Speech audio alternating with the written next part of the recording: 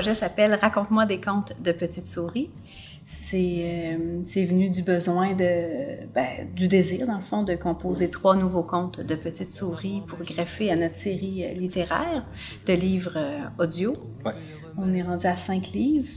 Puis, on avait envie de composer 3 contes. On pensait avoir... En fait, c'est l'éditeur. Ça a commencé comme ça avec la maison d'édition Planète Rebelle qui a été rachetée par Kata, une nouvelle maison d'édition. En même temps, on voulait prendre cette opportunité-là de réfléchir en proposant 3 nouveaux contes. C'est une façon d'avoir une nouvelle signature qui nous ressemble, parce qu'avec le temps, on a beaucoup fait de la scène, plus que des livres. Donc, on avait vraiment envie de faire l'écriture orale des contes de petites souris avec la musique, parce que c'est musicien. Oui, entrer dans un processus de création, là, puis amener de nouvelles idées. On a rencontré beaucoup de groupes de jeunes depuis... ça a commencé quand, ça? Depuis la pandémie, on a fait beaucoup de virtuels. Ouais. Puis, on a eu un beau contrat dans les écoles à Nicolet, où on a rencontré pendant 3 semaines là, une vingtaine de jeunes. Puis, on s'est amusé à écrire des contes avec eux en sortant des marionnettes, puis à composer des histoires. Puis... On les emmenait dans notre univers avec un conte qu'on connaissait, puis ensuite de ça, on a créé un avec eux autres à chaque fois. Fait que, il y a toutes sortes de trucs qu'on a ramenés aujourd'hui, qu'on a gardés dans la nouvelle création. C'est qu'on s'était dit ça pourrait être agréable de greffer cette conversation-là avec le public dans notre processus créatif. Des fois, c'est une chanson qui inspire une histoire, ou des fois, c'est un sujet. Là, j'avais la santé mentale que j'avais envie d'expérimenter. À cause de ce qu'on vivait, à cause du contexte. Oui. Sur un conte, on a un conte sur le deuil de Petite souris qui perd son poisson rouge. C'était un de mes premiers livres. Dans le fond, c'est mon premier conte que j'ai écrit, que j'ai composé en 2005. Ouais. Et puis, j'avais envie de le remettre au goût du jour parce que le livre, je pense que le premier livre n'existe plus, ou je ne sais pas trop encore, mais il était totalement refait. Donc, j'avais envie justement de le reproposer, ce conte-là. Puis les 2 autres contes, justement, sur la gestion d'émotions, la colère, bouder, être rancunier. Je m'excuse de t'avoir piqué. C'est des choses qui arrivent. On y va? On va où? Ben, en camping, faire mon bagage.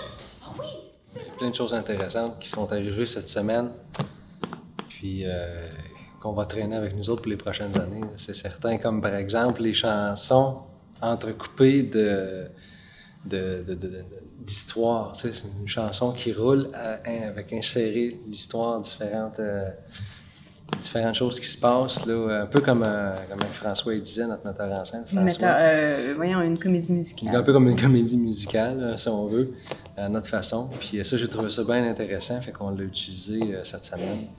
Puis ça a amené une autre dimension. Le texte se rattache à l'histoire, puis ça va dans l'autre sens aussi. En fait, nous, on a été toute une semaine ici au studio Monique Bourgeois du Carré 150. C'est une collaboration. C'est une bourse du Conseil des arts du Québec en partenariat avec la MRC d'Arthabasca. Oui. Il faut aussi avoir des collaborateurs dans la région, dont le Carré 150. Et aussi, on a eu la bibliothèque. Aussi, on a fait on a fait le pré-travail où on a rencontré des jeunes. C'était plus organique. Au départ, on n'avait pas du tout, on avait l'idée du camping, on avait l'idée de papy, mais là, on les a mis ensemble, on ne savait pas ce qui allait se passer.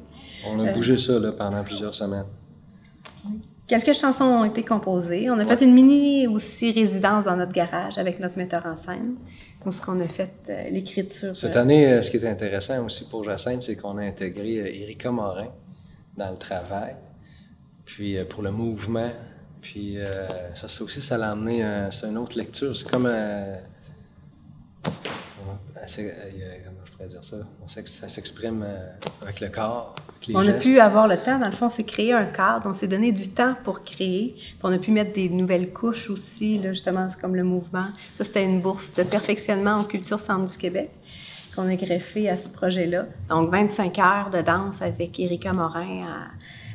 Au départ, c'était plus des mouvements, comme la posture pour justement prendre ma marionnette, mais pas laisser les épaules comme ça, les descendre un peu, des petits trucs qui vont nous rester tout le long. Mais cette semaine, on a vraiment travaillé des chorégraphies avec elle. Comment l'état, surtout cette semaine-là, c'était l'état. Comment se toucher. Il fallait qu'on arrive à s'émouvoir aussi. On s'est rapprochés, mais on n'était pas en écriture. On est allé avec différents punchs, différents points de repère, mais entre les deux, ça bouge encore. Puis là, on va être rendu à l'étape de l'écrire vraiment pour que ça... Oui, rajouter de la poésie bien placée, avec, Puis après ça, aller en studio avec ce conte-là, puis pour qu'il puisse sortir en livre. En 2024? En 2024. 2024. Ouais. On a d'autres projets. J'aimerais ça faire des vidéoclips avec les chansons de Petites Souris en stop motion avec mes petites marionnettes. On a fait une résidence, nous, en 2020, à la Grande Salle, avec un projet, un spectacle qui s'appelle « Appelle-moi Damoiseau ». C'est là que notre belle marionnette est née, dans ce grand format-là, où on présente 3 contes de Petites Souris. Puis là, on s'en va en tournée cet automne avec le circuit Paroles vivantes, qui est le regroupement des contes du Québec. Les fenêtres étaient tellement sales qu'il y avait plein de toiles d'araignée. Les planches faisaient... Même ce spectacle-là les intéressait aussi. La responsable a passé, puis si vous voulez nous représenter ça... Oui, il faut le garder vivant. Il faut le garder vivant. Oui, on a vraiment eu du plaisir. Là. Je pense que j'ai de la misère à quitter la salle. On est rendu chez nous. Oui, vraiment. On a investi, on a fait des diagonales avec Erika Morin, on a dansé, on s'est étendu sur le plancher, on a sauté. Puis justement, là, à un moment donné, j'avais tellement envie de sauter que je me semble que je trottinerais. Puis bon, on a commencé le spectacle avec une turlute, puis en trottinant, puis on a eu chaud. Oui. On a eu beaucoup de plaisir. Oui. Moi, je vais ramener la cheminée. Oui, grosso modo, on participe beaucoup à la mise en scène, la scénographie, puis ces choses-là. On fabrique un peu avec ce qu'on a. Puis des fois, on se dit, tu sais, on pourrait faire... ça me prend une montagne, mais là, on pourrait faire une peinture. Mais on y va simple, hein, des coussins, une couverture. Ce que tu pourrais trouver chez vous, le faire avec tes enfants. On fait les choses en feutrine, les décors, le petit bateau en carton. Et même en début de semaine, il y avait plus d'accessoires, puis plus la semaine arrivait, on essaie justement d'épurer.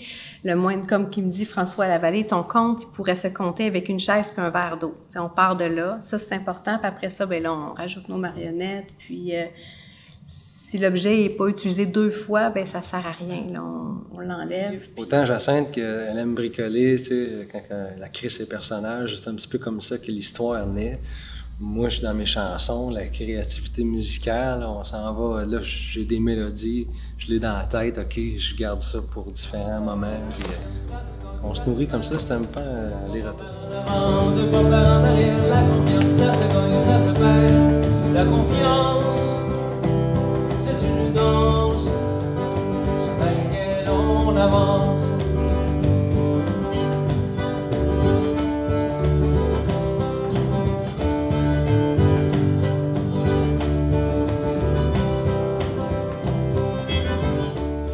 La différence avec le projet Raconte-moi des contes de Petites Souris, c'est vraiment, je pense, c'est le temps. On s'est créé des blocs où on pouvait vraiment créer. Parce que les autres projets, à chaque année, on a quand même des projets, on avance, mais c'est souvent des mises en scène de contes qu'on avait déjà. Là, on partait vraiment de zéro. Cette fois-là, on avait besoin de temps de qualité. C'est quelque chose qui nous permettait de réfléchir puis de s'asseoir sur une durée pour débloquer de nouvelles avenues, parce que sinon, on utilise toujours un peu les patterns qu'on connaît.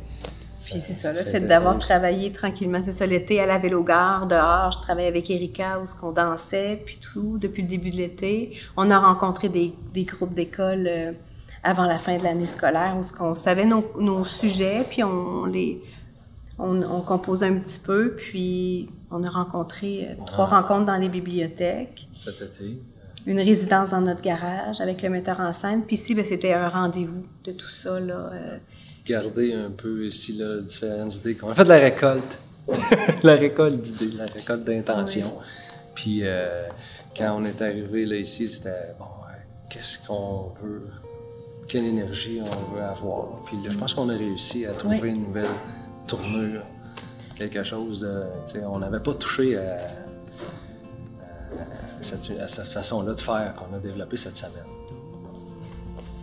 C'est juste un début. Dans le fond, on a vraiment hâte de retourner, de continuer. C'est ça, le mot de la fin, c'est que c'est un début. Là, on s'en va en tournée pour l'autre spectacle, mais on garde beaucoup de ce qu'on a travaillé avec Sébastien, notre contrebassiste, qui est en tournée avec nous aussi. Donc là, on a pu travailler d'autres interventions avec lui, des interventions scéniques. Puis on a juste hâte de retourner dans cet univers-là, puis après ça, d'y trouver une vie à ce spectacle-là, de le garder vivant, puis d'aller à la rencontre là, des salles, des jeunes. Continuer à faire vivre cet univers-là.